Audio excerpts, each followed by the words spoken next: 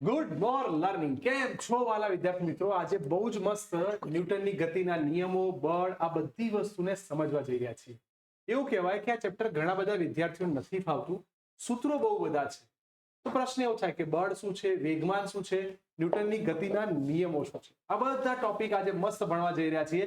હું અને મારી સાથે વિદ્યાર્થીઓની એક ટીમ છે જે આપણને બધા ટોપિક બહુ સરસ શીખવાડશે. સ્ટાર્ટ કરીએ. સર, બળ વિશે એરિસ્ટોટલ એ જમાનામાં, પછી જડત્વ માટે ગેલિલિયો, આ બહુ બધા વૈજ્ઞાનિકો આવી ગયા, પણ સૌથી વધારે માન્યતા મળનાર વૈજ્ઞાનિક હતો ન્યૂટન. ન્યૂટનના નિયમ આપણે દર વખતે ભણતા આવ્યા છીએ. તમને યાદ હશે 8, 9, 10 દરેક જગ્યાએ ન્યૂટનના નિયમો ક્યાંક ને ક્યાંક આવે છે. તો ન્યૂટનનો પહેલો નિયમ આપણને ભણાવવા માટે એક છોકરો આવી રહ્યો છે. યસ બેટા, શું છે તમારું નામ? કુલદીપ પરમાર. યસ. અને કઈ સ્કૂલમાં ભણો છો? અર્થ સ્કૂલમાં. ઓકે, તો સ્ટાર્ટ કરીએ છીએ કે ન્યૂટનની ગતિનો પહેલો નિયમ શું કહે છે આપણને. યસ. ન્યૂટનની ગતિનો પહેલો નિયમ: જો કોઈ પદાર્થ સ્થિર હોય તો તે સ્થિર જ રહેશે, અને જો તે અચળ વેગથી ગતિ કરતો હોય તો તે પોતાની ગતિ ચાલુ રાખશે. એનો મતલબ એવો થયો કે જો હું સ્થિર બેઠો હોઉં, મારી પર કોઈ બાહ્ય બળ ના લાગે, ત્યાં સુધી સ્થિર પદાર્થ સ્થિર રહે છે અને ગતિમાન પદાર્થ પોતાની ગતિ અચળ વેગથી ચાલુ રાખે છે. સર, આ કન્સેપ્ટ થયો, પણ આની માટે મેઇન માણસ કોણ? જડત્વ કે બળ કે દળ? તો સમજીએ. જડત્વ. પદાર્થ પોતાની ગતિની અવસ્થા જાતે બદલી શકતો નથી. પદાર્થ આ આંતરિક ગુણધર્મને જડત્વ કહે છે. દળ એ જડત્વનું માપ છે. બહુ સરસ વાત કરી. ઘણા લોકોને કન્ફ્યુઝન થાય કે દળ એટલે જ જડત્વ, પણ પ્રશ્ન છે ના, દળ અને જડત્વ બંને અલગ અલગ છે. જડત્વને સમજવા માટે એવો શબ્દ ખબર પડી, ધ્યાનથી સાંભળજો. દળ એ જડત્વનું માપ છે, એટલે જેનું દળ વધારે એનું જડત્વ વધારે. સર, બીજો કન્સેપ્ટમાં જોવા જઈએ કે સર, ન્યૂટનના ગતિના નિયમ પછી વેગ ઉપરથી વેગમાન શબ્દ આવે તો તૈયાર થાય. વેગમાન કોને કહેવાય? દળ તો હતું જ, પણ દળની સાથે બીજું કંઈક ઇન્વોલ્વ થયું જેને આપણે વેગમાન કહીશું, અને એ સમજાવવા માટે આવ્યો છે. શું નામ છે બેટા? પટેલ કેવલ. કેવલ. એસ કને કઈ સ્કૂલમાં ભણો? અર્થ સ્કૂલમાં. અર્થ સ્કૂલના ઘણા વિદ્યાર્થીઓ આપણે જોડાઈ ગયા છે, અને એ આપણને વેગમાન સમજાવશે. કેમ સમજીએ છીએ? જો તમે સાયકલ લઈને ઊભા છો, એક્ટિવા બી અથડાય અને ગાડી બી અથડાય, તો કોની ઇફેક્ટ વધારે થાય? એનો જવાબ વેગમાનથી મળશે. યસ બેટા. વેગમાનની વ્યાખ્યા: પદાર્થના દળ અને તેના વેગના ગુણાકારને પદાર્થનું વેગમાન કહે છે. તે સદિશ રાશિ છે. તો પહેલી વ્યાખ્યા આપણને આવડી ગઈ, દળ ગુણ્યા વેગ. P બરાબર mv. P બરાબર mv. સર, પદાર્થના દળ અને વેગના ગુણાકારને વેગમાન કહે છે. Let's start. પદાર્થના દળ અને વેગના ગુણાકારને વેગમાન કહે છે. વ્યાખ્યા સરસ આવડી ગઈ. તમને ગોળો બતાવ્યો છે જે ખૂબ ઝડપથી ગતિ કરે છે. ફિઝિક્સમાં વેગમાન કઈ બી પૂછાય તો એકમ અને પારિમાણિક સૂત્ર આવડવું જોઈએ. શું છે તેનો એકમ? તેનો એકમ કિગ્રામ ઇન્ટુ મીટર પ્રતિ સેકન્ડ છે, અને સીજીએસ એકમ ગ્રામ ઇન્ટુ સેન્ટીમીટર અપોન સેકન્ડ છે. તો એમકેએસ કહેશો તો મીટર કિલોગ્રામમાં આવશે, અને સીજીએસ કહેશો સેન્ટીમીટર ને ગ્રામમાં આવશે. સાથે સાથે એના મહત્વના મુદ્દા જે છે, દળ વધારે તો વેગમાન ઉપર શું છે, એ બધા મુદ્દા આપણને સમજાવશે. હાથ ખોલીને સમજાવો. વેગમાન એ પદાર્થની ગતિની અસરકારકતા દર્શાવે છે, અને જેમ દળ અને વેગ વધારે તેમ વેગમાન વધારે. વેગમાનનો ફેરફારનો દર લાગુ પાડેલા બાહ્ય બળના બરાબર જ હોય છે, જે ન્યૂટનનો ગતિનો ત્રીજો નિયમ સૂચવે છે. સર, ન્યૂટનની ગતિના 3 નિયમ થયા. પહેલો નિયમ જડત્વની વાત કરશે, બીજો નિયમ જે આપણને વેગમાનમાં ફેરફારનો સમય દર આપશે, અને ત્રીજો નિયમ કંઈક આઘાત અને પ્રત્યાઘાત આવું કંઈક આપણને કહેશે. તો જોવા જઈએ છે આગળના કન્સેપ્ટ, જેની માટે ન્યૂટનની ગતિનો બીજો નિયમ. તો ન્યૂટનની ગતિનો બીજો નિયમ સમજવો છે તો સૂત્ર પાકું કરી દો. સૂત્ર છે F = ma. Father = mother. સૂત્ર Father = મધર. F = ma. અને જો સારી ભાષામાં બોલે તો F = dp/dt. આનું વિધાન 2 માર્ક્સની એક્ઝામમાં ક્યારે બી 2 માર્કનો પ્રશ્ન પૂછાય તો હશે જ. સાંભળજો. કોઈ પણ પદાર્થના વેગમાનના ફેરફારનો સમય દર તેના પર લાગતા બાહ્ય બળના વર્ગના સમપ્રમાણમાં હોય છે, અને તે બળની દિશામાં હોય છે. આ નિયમ આપણને બળનું મૂલ્ય પણ આપે છે. એનો મતલબ એવો થયો કે આની પર જે કંઈ બળ લાગશે એ બળનું તમને પહેલા સૂત્ર આપી દઉં તો F = dp/dt. આ રેડ માર્કરથી એટલા માટે લખું છું કે ક્લિયર દેખાય. વેગમાનના ફેરફારનો સમય દર તેના પર લાગતા બાહ્ય બળના સમપ્રમાણમાં અને તેની દિશા. કેમ? કારણ કે વેગમાન સદિશ રાશિ. જો સદિશ રાશિ હોય તો બંને એક જ દિશામાં હોય. સર, અહીંયા જે F = ma લખ્યું છે, યાદ રાખજો, F ની દિશા m અને a ની દિશા. m એટલે કોણ? દળ. દળ પોતે કેવી રાશિ? અદિશ. તો બળની જે દિશા હશે એ જ પ્રવેગની દિશા હશે. તો પ્રવેગ જેમ જેમ ભણ્યા એમ ખબર પડી કે દળ કરતા એક નવો શબ્દ આવ્યો જેને આપણે પ્રવેગ કહીશું. સર, પ્રવેગને સમજવા માટે આપણે કેટલાક શબ્દોને સમજવા પડશે. સર, હવે જો આની અંદર જઈ રહ્યા છીએ તો કઈ વસ્તુ ઉપર આનું કામ થશે? તો નંબર 2, હવે આવ્યો પ્રવેગ. દળ અને પ્રવેગ બંને એક જ દિશામાં હોય, અલગ અલગ દિશામાં હોય. સર, પ્રવેગ સદિશ રાશિ છે. આ બધા વસ્તુ આપણે સમજવા જઈ રહ્યા છીએ. બળ અને પ્રવેગ એક નથી. પહેલા પ્રેક્ટિકલી સમજીએ કે ભાઈ સરસ મજાના છે, ગાડીમાં પંચર પડ્યું છે અને ધક્કો મારે છે અને વારને ધક્કો મારીને ક્યાંક લઈ જાય છે, તો બે પ્રકારના બળ લાગે છે. એક આઘાત લાગે છે અને હવા ઊંચી છે, પંચર છે એટલે એક બીજું દિશામાં બળ લાગે છે જે દેખાતું નથી. સમજીએ, આ આપણને સમજાવશે. યસ, શું નામ છે બેટા તમારું? પરમાર દીપ. યસ, દીપ નામનો વિદ્યાર્થી આપણી સાથે છે, જે આપણને વ્યવહારિક વાત કહેશે. સાયકલ લઈને ગયા છો તમે? હા. પંચર પડ્યું છે ક્યારેક? હા. હા સર, આવી કોઈ બી પ્રોસેસ થાય તો એની અંદર જે કઈ બળ લાગે એ આપણે સમજવા જઈ રહ્યા છીએ. યસ બેટા. બીજા નિયમ મુજબ જો પદાર્થનું દળ વધારે હોય તો સમાન પ્રવેગ ઉત્પન્ન કરવા માટે વધારે બળ લગાડવું પડે છે. ઉદાહરણ તરીકે એક સાયકલને ધક્કો મારવા કરતા કારને ધક્કો મારવા માટે વધુ બળની જરૂર પડે છે, કારણ કે કારનું દળ વધુ છે. એટલે જેનું દળ વધારે, એ કન્સેપ્ટ ખબર પડી, જેનું દળ વધારે એનો પ્રવેગ પણ વધારે. સર, સાયકલને ધક્કો મારો તો ઈઝી પડ્યું, પણ ગાડીને ધક્કો મારો તો એનું વધુ બળ લગાડવું પડે. તો બળ એ પ્રવેગના સીધા સમપ્રમાણમાં છે એવું કહેવાય. યસ બેટા. ન્યૂટનની ગતિનો ત્રીજો નિયમ. ક્રિયાબળ અને પ્રતિક્રિયાબળ. દરેક ક્રિયાબળને સમાન મૂલ્યનું અને વિરુદ્ધ દિશામાં પ્રતિક્રિયાબળ હોય છે. આઘાત અને પ્રત્યાઘાત. સર, પ્રશ્ન એવો કીધો કે આઘાત અને પ્રત્યાઘાત સમાન મૂલ્યના અને પરસ્પર વિરુદ્ધ દિશામાં હોય છે. ન્યૂટનની ગતિનો ત્રીજો નિયમ, every action has a reaction. Sir, આનો કન્સેપ્ટ ક્રિયાબળ અને પ્રતિક્રિયાબળ રિયલ લાઈફમાં ક્યાં ક્યાં યુઝ થાય તો આપણને બહુ મસ્ત કન્સેપ્ટ સમજાયો છે, જે રોકેટ દ્વારા આપણે સમજીશું. ત્રીજા નિયમનું ઉદાહરણ, રોકેટનું ઉડવું. રોકેટમાં જ્યારે બળતણ સળગે છે ત્યારે ગરમ વાયુઓ ખૂબ જ વેગથી નીચે તરફ ફેંકાય છે અને તેના પરિણામે વાયુઓ રોકેટને તેટલા જ બળથી ઉપર તરફ ધકેલે છે, જેના કારણે રોકેટ અવકાશમાં ઉડી શકે છે. સર, એનો મતલબ એવો થયો કે વાયુના અણુ જ્યારે ગતિ કરતા હશે તો આ અણુ નીચે ધક્કો મારશે. જેટલા અણુ નીચે ધક્કો મારશે રોકેટ એટલું ઉપર જશે. એમાં બી જ્યારે ડ્રેગ અને ડ્રિફ્ટ નો કન્સેપ્ટ બી આપણે જેમ જેમ ભણીશું, પણ બહુ સરસ કન્સેપ્ટ ભણ્યા જેને આપણે કહીશું ન્યૂટનની ગતિનો ત્રીજો નિયમ. દરેક જણ વિધાન યાદ રાખજો, એક્ઝામમાં પૂછાય તો તમને વિધાન આવડવું જોઈએ. પ્રશ્ન એવો છે કે વેગમાન પ્રવેગ. સર, વેગમાનનું સંરક્ષણ થાય તો વેગમાન સરખું જ હોય? વેગમાન અલગ અલગ હોઈ શકે? કોઈ ક્રિયા છે, અચાનક બોમ્બ બ્લાસ્ટ થયો તો બધા અણુઓ કઈ દિશામાં ફેંકાશે? તમે જ્યારે કોઈને ગોળી મારો છો તો આ આઘાત થશે, આ પ્રત્યાઘાત થશે, એના વિશે બી સમજીએ. યસ, તો વેગમાન સંરક્ષણ નિયમ સમજવા માટે એક છોકરો આપણી, શું નામ છે બેટા? પરમાર પ્રિન્સ. પ્રિન્સ નામનો વ્યક્તિ, પ્રિન્સ છે, રાજા જેવો એટીટ્યુડ છે. આ કન્સેપ્ટને શીખવા માટે આપણે એવું કહીએ કે વેગમાન સંરક્ષણ એક્ઝામમાં 3 માર્ક્સમાં પૂછાય. તો શું છે વેગમાન સંરક્ષણ? જોઈએ આપણે. સિદ્ધાંત, તે તંત્ર પર કોઈ બાહ્ય બળ ન લાગે તો તંત્રનું કુલ વેગમાન અચળ રહે છે.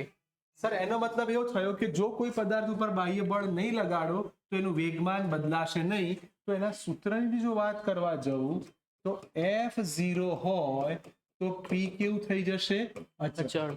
જો બળ શૂન્ય હોય તો વેગમાન અચળ થાય. એટલે કે પ્રારંભિક વેગમાન ઇઝ ઇક્વલ ટુ અંતિમ વેગમાન. યસ બેટા. m1 બરાબર m1 plus u1 plus m2 plus u2 is equal two m1 v1 plus m2 v2.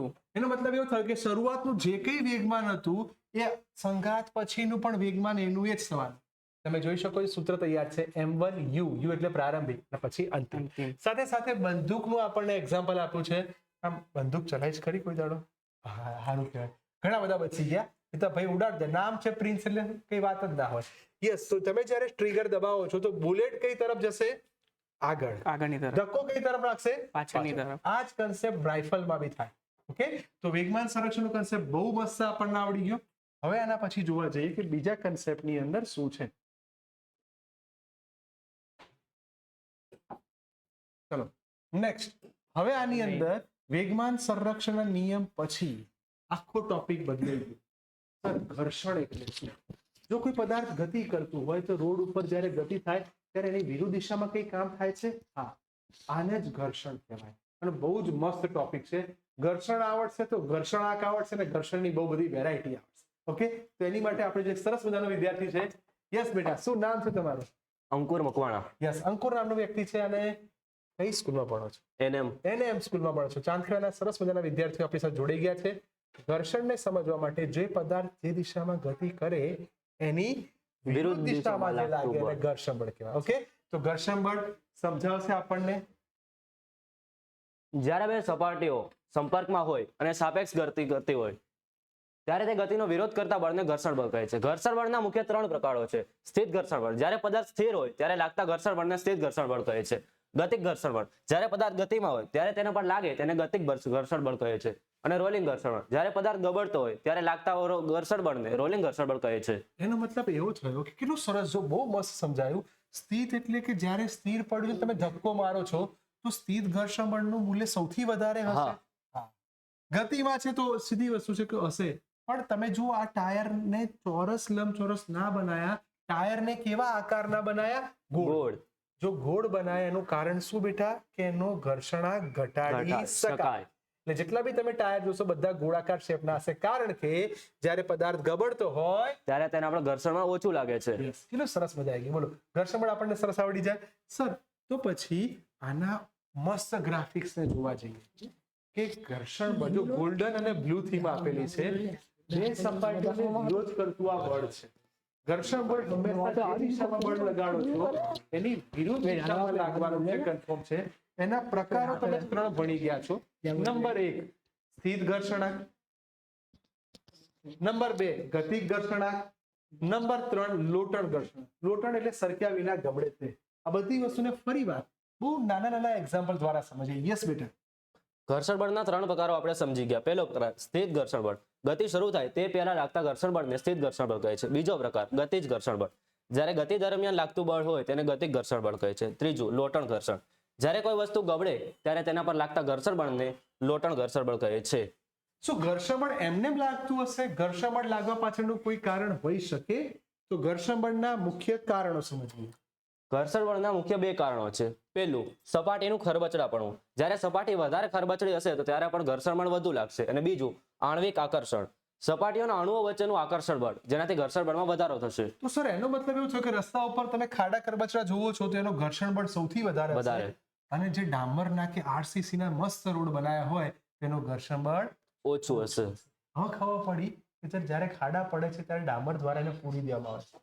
તો સામે ઊંધું વિચારીએ કે જો આરસ પહાડના રોડ બનાવી દઈએ તો, જેમ જૈન દેરાસરોના જે આરસ પહાડ હોય એના રોડ બનાવી દઈએ તો ઘર્ષણ બળ સૌથી ઓછું થાય. પણ મુશ્કેલી છે કે વાહનો સ્લીપ થઈ જાય, સ્પીડ વધી જાય પણ સ્લીપ થાય તો પડી જવાની સંભાવના થાય. 60-70 ની સ્પીડ તમે જેવા જમીન ઉપર અથડાવો તો મૃત્યુ પણ થઈ શકે. એટલા માટે આરસ પહાડના રસ્તા બનતા નથી. યસ, તો ઘર્ષણ બળ સીધી સપાટી ઉપર લાગવાનું કે જો કોઈ કારણસર ઢાળાવાળી સપાટી હોય તો, જેમ કે અંકુર નામના વિદ્યાર્થી બહુ મસ્ત વાત કરી પણ સીધા રસ્તા ઉપર કરી. આ જ વ્યક્તિ ધારો કે બમ્પ આવ્યો કે પછી ઢાળ ઉતરી રહ્યા છે તો શું થાય? ઢાળ ઉતરે છે તો શું એની પર mg જેટલું જ વજન બળ લાગશે કે એના ઘટકો બી પડશે? ઘટકો પડશે તો કયા કયા? Sign, cos, ten. એ આપણને સમજાવવા માટે આવી રહ્યો છે એક સરસ મજાનો વિદ્યાર્થી જે આપણને બળના નામ આપશે. બેટા, જે દિશામાં બળ નીચેની દિશામાં લાગે એને આપણે ગુરુત્વાકર્ષી બળ કહીશું. જ્યારે સપાટીની ઉપર તરફ લાગે એને લંબ બળ કહીશું. તો મને એમ કહો, આ પદાર્થની એક સ્લાઇડ મસ્ત બતાવી છે.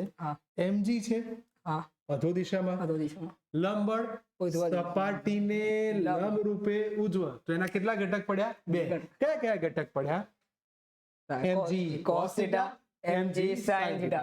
યાદ રાખવું, આ વાક્યને સમજવાનું છે બેટા. વાક્ય મસ્ત બોલી જાઓ એટલે ક્લિયર થઈ જાય કે લંબ n એ સપાટી દ્વારા પદાર્થ પર લાગતું લંબ બળ છે જે સપાટીને લંબ હોય છે. યસ, જે હંમેશા સપાટીને લંબ રૂપે લાગે એને લંબ બળ કહેવાય.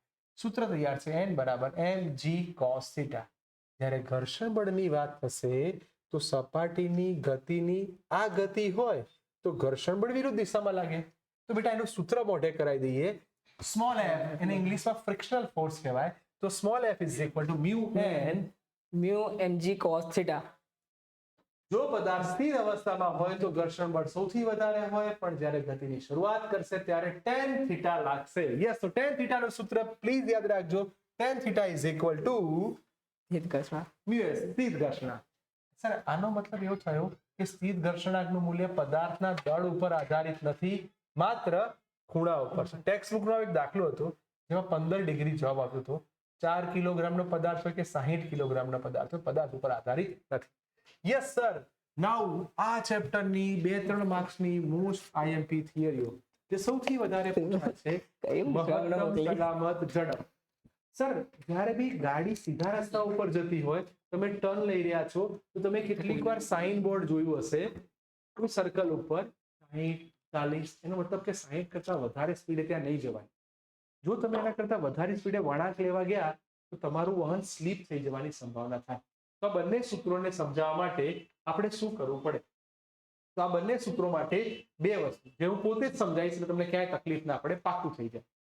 દોસ્તો, જ્યારે સમતલ સપાટી હશે ત્યારે તમે જો વજન બળ mg નીચે લાગે, લંબ બળ ઉપર લાગે, તો સૂત્ર મોઢે કરો, મ્યુએસ બરાબર tan થીટા બરાબર અહીં ખૂણો નહીં આવે તો v મેક્સિમમ બરાબર under route mu s r g, એટલે સ્થિર ઘર્ષણાંક, ત્રિજ્યા અને ગુરુત્વ પ્રવેગ.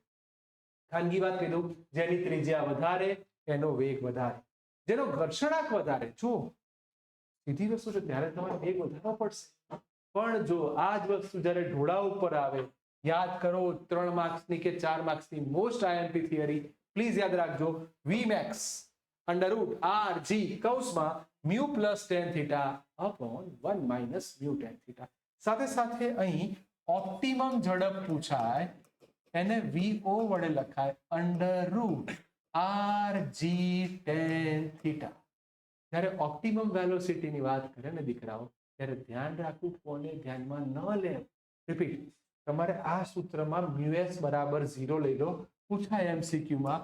ઓપ્ટિમમ ઝડપ માટે તમારે મ્યુએસ બરાબર શું લઈ લેવાનું? બોલો, મજા પડી ગઈ? Yes sir, 100% clear. ડન છે સર.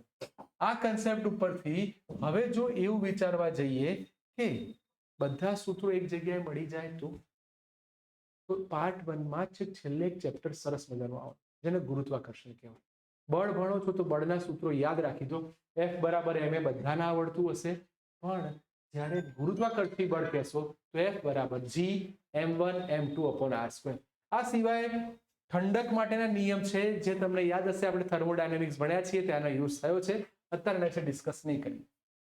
નેક્સ્ટ, જ્યારે કોઈ વસ્તુ ગોળ ફરતી હોય ત્યારે એની ઉપર કેન્દ્રગામી બળ લાગે. તમે કોઈ લંગસ્યુ બનાવો છે ને ગોળ ફેરવો છો તો એની પર જે કેન્દ્રગામી બળ લાગે એને બહુ મસ્ત અમારે જિગ્નેશ નામનો વિદ્યાર્થી સમજાવશે. જિગ્નેશ બેટા, ગરબા ગાયા છે આપણે? ગરબા ગાતી વખતે માતાજીનું મંદિર વચ્ચે હોય ને આપણે બધા ગોળ ગોળ ગરબા ગઈએ, અથવા લંગસ્યુ બનાવ્યું હોય, તો બધાની અંદર જે બળ લાગે એ ક્યાં લાગે? અંદર કે બહાર? અંદર. યસ, તો કેન્દ્ર તરફ લાગે કેન્દ્રગામી બળ.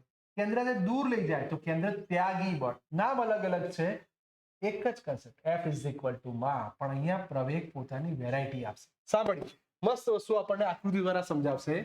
વ્યાખ્યા: કોઈ પણ પદાર્થ વર્તુળાકારમાં ગતિ કરવા માટે કેન્દ્ર તરફ લાગતા બળની જરૂર પડે છે. સર એનો મતલબ એવો થયો કે જ્યારે તમે ગોળ ફેરવો છો તો કમ્પલસરી સેન્ટરમાં એક બળ લાગે છે. આ જે સેન્ટરમાં બળ લાગે છે એને જ કહેવાય FC, એટલે કે કેન્દ્રગામી બળ. સૂત્ર Fc બરાબર mv² upon r. સર જ્યાં અહીં એક બહુ આ સૂત્ર આવ્યું ક્યાંથી? તો પ્રવેગનું સૂત્ર યાદ રાખજો, પ્રવેગ A બરાબર v² બાય r, અને એની ઉપરથી આ સૂત્ર તમારું તૈયાર થયું. સર આના ઉદાહરણ કેટલા સરસ! બ્રહ્માંડ, ઇલેક્ટ્રોન પ્રોટોનની ગતિ પણ આ નિયમ ઉપર જ કામ કરે છે, હે ને? બહુ મસ્ત આકૃતિ દ્વારા આપણને સમજાવશે. ઉદાહરણ: સૂર્યની આસપાસ પૃથ્વીની પરિભ્રમણ અથવા દોરી સાથે બાંધેલો પથ્થર ફેરવવો. સર આ બંને ઉદાહરણ એવા હતા કે જ્યારે સૂર્યની આસપાસ પૃથ્વી ફરે અથવા તમે જે લંગસ્યુ ફેરવો છો આમ કરી, આ બંને કન્સેપ્ટ અહીંયા થવાના. બોલો, ક્લિયર?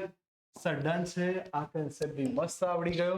અને હવે આ જ વસ્તુ ત્રણેય નિયમોને જો વન શોર્ટમાં કહી દઈએ ને ફટાફટ કહી દઈએ તો પહેલો નિયમ જડત્વ બતાવે છે, બીજો નિયમ F બરાબર ma, સર ત્રીજો નિયમ F12 બરાબર F-21, આઘાત અને પ્રત્યેગાત સમાન મૂલ્યના પરસ્પર વિરુદ્ધ દિશામાં હોય છે.